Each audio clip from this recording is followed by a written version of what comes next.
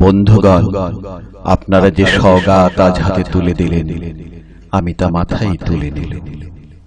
আমার সকল তনুমন প্রাণ আজ বীণার মতো বেজে উঠেছে, তাতে শুধু একটি মাত্র সুর ধ্বনিত হয়ে উঠেছে, আমি ধন্য হলুম, আমি ধন্য হলুম। আমায় অভিনন্দিত আপনারা সেই দিনই করেছেন যেদিন আমার লেখা আপনাদের ভালো লেগেছে।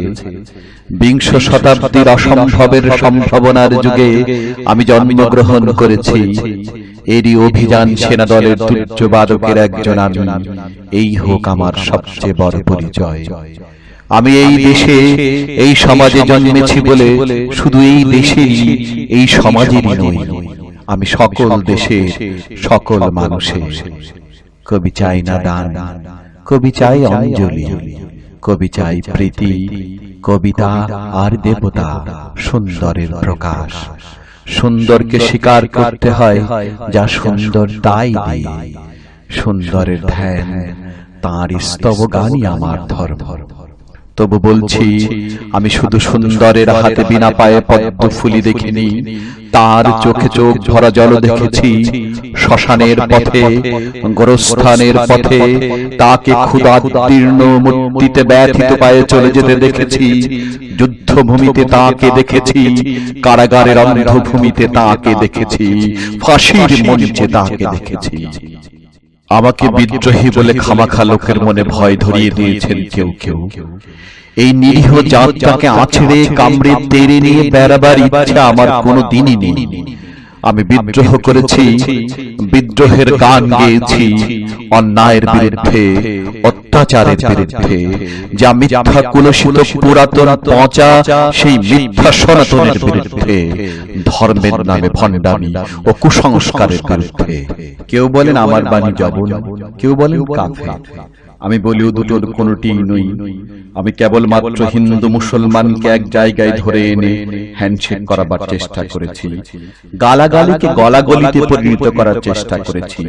সেই হাতে হাত মেলানো যদি হাতাহাতির চেয়ে অশোভনীয় হয়ে থাকে, তাহলে ওরা আপনি আলাদা হয়ে যাবে।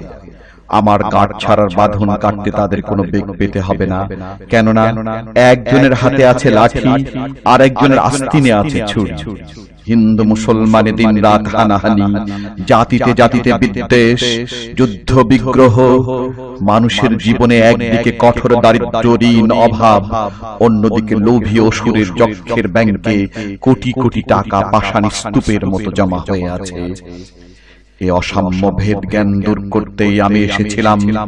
আমার কাব্যে, সঙ্গীতে, কর্মজীবনে অভেদ ও সুন্দর সাম্যকে প্রতিষ্ঠিত করেছিলাম। আমি যশ চাই না, খ্যাতি চাই না, প্রতিষ্ঠা চাই না, নেতৃত্ব চাই না। জীবন আমার যত দুঃখময় হোক, আনন্দের গান, বেদনার গান গেয়ে যাব আমি। দিয়ে যাব নিজেকে নিঃশেষ করে সকলের মাঝে মিলিয়ে, সকলের বাঁচার মাঝে থাকবো আমি বেঁচে। এই আমার ব্রত, এই আমার সাধনা, এই আমার তপস্যা। রবীন্দ্রনাথ আমায় প্রায়ই বলতেন, দেখুন মা, তোর জীবনের শেলির মতো, কিডসের মতো খুব বড় একটা ট্র্যাজেডি আছে, তুই প্রস্তুত হ। জীবনে সেই ট্র্যাজেডি দেখবার জন্য আমি কতদিন অকারণে অন্যের জীবনকে অশ্রুর বর্ষায় আচ্ছন্ন করে দিয়েছি।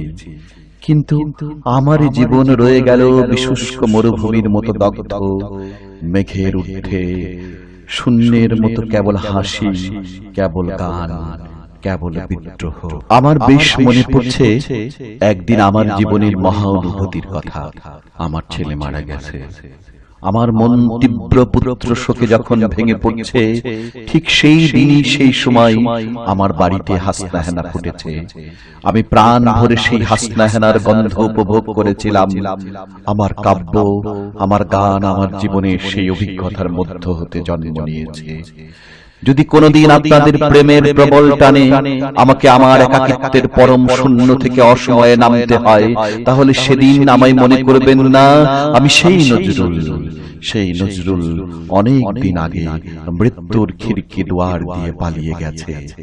মনে করবেন পুণ্যত্বের তৃষ্ণা নিয়ে একটি অশান্ত তরুণ এই ধরায় এসেছিল। অপূর্ণতার বেদনায় তার বিগত আত্মা যেন স্বপ্নে আমাদের মাঝে কেঁদে গেল। যদি আর বাঁশি না বাজে, আমি কবি বলে বলছি নে, আমি আপনাদের ভালোবাসা পেয়েছিলাম, সে অধিকারে বলছি, আমায় আপনারা ক্ষমা করবেন, আমায় ভুলে যাবেন। বিশ্বাস করুন, আমি কবি হতে আসিনি, আমি নেতা হতে আসিনি, আমি প্রেম দিতে এসেছিলাম, প্রেম পেতে এসেছিলাম। সে প্রেম পেলাম না বলে আমি এই প্রেমহীন নিরস পৃথিবী হতে নীরব অভিমানে চিরদিনের জন্য বিদায় নিলাম। যেদিন আমি চলে যাব, সেদিন হয়তোবা বড় বড় সভা হবে, কত প্রশংসা, কত কবিতা বেরুবে হয়তো আমার নামে। দেশপ্রেমী, ত্যাগী, বীর, বিদ্রোহী, বিশেষণের পর বিশেষণ টেবিল ভেঙে ফেলবে থাপ্পড় মেরে।